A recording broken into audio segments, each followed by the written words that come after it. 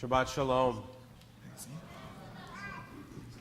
We've tried to do something a little different with this musical Shabbat. As you've seen, we've changed things around, in part because Laura, our usual percussionist, is sick and not able to be with us, but also to go into a bit more of a meditative space. And I hope you'll tell us how you feel if you've been to this one and other ones, and compare and contrast the two, to give us some direction as we start to plan for next year and how we'll continue, hopefully, to grow this worship experience and also maintain the worship experience that is our regular minhag, our regular customs on Fridays and Saturdays, but to use this as sort of a lab environment to try new things. I want to draw your attention to our handout and some of the things that are going on at the synagogue. In particular, June 1st, we have a congregational retreat. We'll be going as a community and a congregation to the URJ's Camp Kalsman, which is just over the border, about an hour and a half from here. We already have about 25 families that have signed up for the retreat. I shouldn't just say families, I should say 25, families in the congregation. Some of those are with children and some of those are not with children. And it's actually a really nice mix. So there is plenty of adults without children that are going. If you're thinking, oh, is this just going to be a kids thing? And if you're wondering, is there going to be anything there for my kids? We have lots of kids going as well. So it's a really nice mix, and we'll have 2 tracks of study and of play and of experience and camp stuff. So I hope that you'll join us for that. The rest of the announcements are there in front of you. I won't take the time to read them all to you, other than to say once again a mazel tov to Hannah on your bat mitzvah. We look forward tomorrow to celebrating with you as you read from Torah. And those that have signed up for dinner, we look forward to joining you for Shabbat dinner after the service. So I wanted to, you can sit wherever you'd like. This is Josh's mom. They just made it up from Seattle. Welcome, we're glad you're here. Ani ma'amim be'emunah shlema. Ani ma'amim be'emunah shlema. I believe with perfect faith. I believe in God. I hope that doesn't shock you as your rabbi for me saying a statement like that. But the next statement might. But I don't believe in God the way that I used to. I don't believe in the God of my childhood or even the God of my early days in the rabbinate, a God that was all-knowing and all-powerful, controlled and did and could do anything. A God that doled out blessings and curses, good and bad, in my life or in the lives of others, a God of reward and punishment. I believe now in a God of limitations, a God that is limited, a God that can only do so much and is constrained by the laws of nature, by the laws of humanity in all of our finest moments and all of our cruelest and most evil ways, a God that is constrained by the forces of nature that are far beyond even God's control. I say this because I have seen too much undeserved suffering in our world, let alone too much unmerited reward. And so I cannot believe in a God that controls the doling out of good and bad, suffering and blessing, of joy and oi. I don't need to list for you, but we could just look at the headlines of our newspapers today and we could see all of the things in the world that just should not be happening to the innocent and the young and the good and the frail and the infirmed. The inhumanities that we do to each other, they are that, what we do to each other. I can't say that God is doing that. I couldn't believe in a God that could have some measure, a modicum of control over that, and could stop it, prevent it, and doesn't. Maybe you feel the same way. The God that I believe in is limited by what can be done within those laws of nature. To quote Rabbi Harold Kushner in his famous and profound and transformative work, When Bad Things Happen to Good People, how many of you have read that book? A careful reading, when I ask that question, oftentimes when I quote the book, is that people misremember the title of the book, We think the title says why bad things happen to good people. That would be a book. But Rabbi Kushner doesn't go that far. He says, in fact, that he can't. In fact, what he says is we shouldn't go there. To not focus on the why, but to focus on the now what. But deep in the book, or not so deep, in the book, Rabbi Kushner writes the following. He says, I no longer hold God responsible for illnesses, accidents, and natural disasters, because I realize that I gain little and lose so much when I blame God for those things. He continues, I can worship a God who hates suffering but cannot eliminate it more easily than I can worship a God who chooses to make children suffer and die for whatever exalted reason. Ani ma'amim b'emunah shlema. I believe with perfect faith that God does not cause our misfortunes. Some are caused by bad luck, some are caused by bad people, and some are simply and inevitable consequences of us living in contact and in connection and in close proximity to other human beings and being mortal and living in a world that is imperfect and inflexible because of natural laws.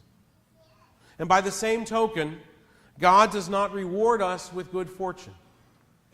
Sometimes it's just good luck. Sometimes it is generosity done to us directly or indirectly, and sometimes we make our own luck. Sometimes we make our own good fortune. This is my theology. This is my belief system. Perhaps it's similar to yours as well. But it is not the theology of this week's Torah portion, Bechukotai. It is not the theology of what Hannah's going to read tomorrow. The theology of this week's Torah portion, as it begins, Im Bechukotai telechu, tishmaru. If you follow in my laws and my precepts, my commandments, my mitzvot, then I will do for you all of these things.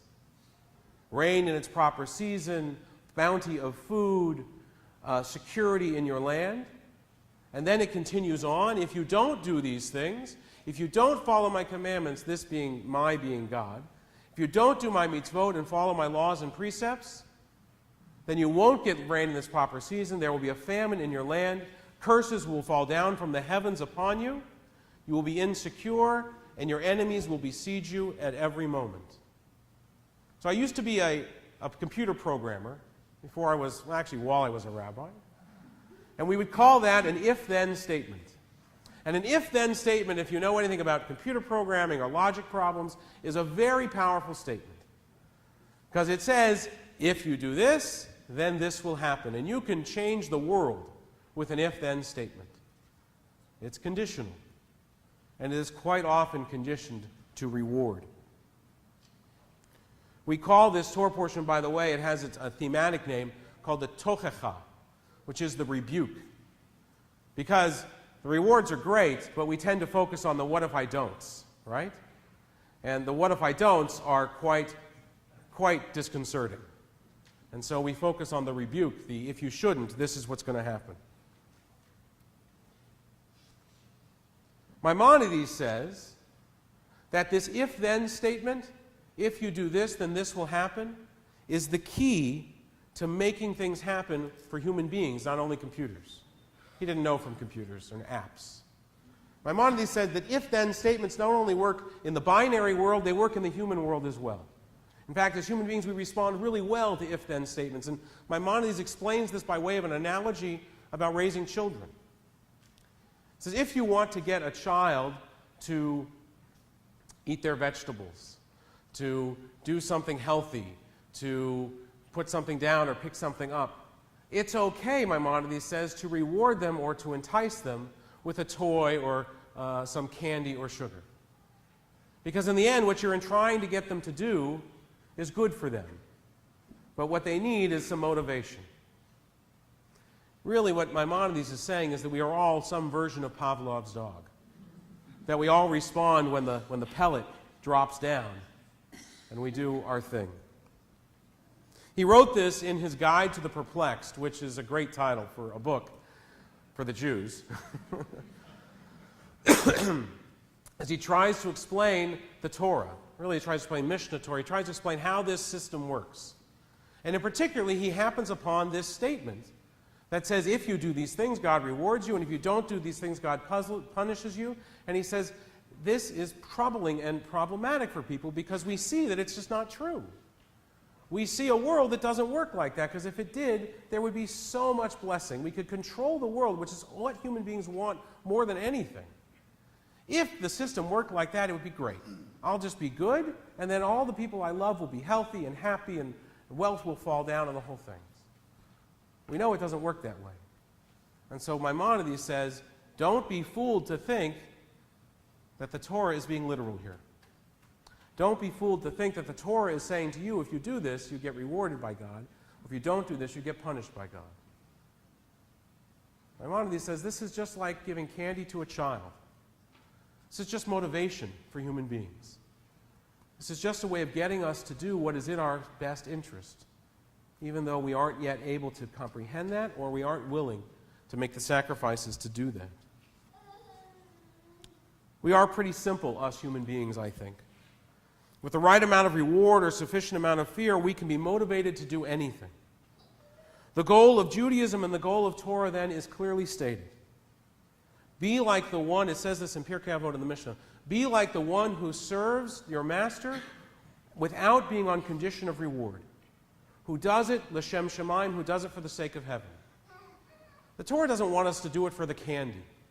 The Torah doesn't want us to do it, Judaism doesn't want us to do it because of fear or because of reward. It wants us to do it because that is our altruistic desire, because we just want to do good. But God or Jewish tradition or the rabbis who wrote it all are smart enough to know that if you give us that kind of loophole, we're never going to really do it. That we need the candy, we need the toy, we need the reward. We're human beings. Sometimes we need a little shtuch. We need a little push in the right direction, prodding us to go towards the good or away from the bad. And that's why this is here. This Torah portion, this tochecha, this rebuke. Not because God works that way, but because we work that way. We are here to live a life of meaning, to live a life of purpose, to take the opportunity that we have, this limited time that we have, and to get the very most out of it. Our tradition says, and I firmly believe, just as I, ani ma'amim, believe in God, that the way to have a life filled with meaning and purpose is to live a life according to what Torah prescribes and shares with us, with some modern adaptations for our modern value system and the world that we live in. It's okay. Babies cry all the time in my house. I cry in my house. It's okay. For Jews, it's explicit. We just read it last week. We just read it when we read Parashat Kedoshim and the Holiness Code.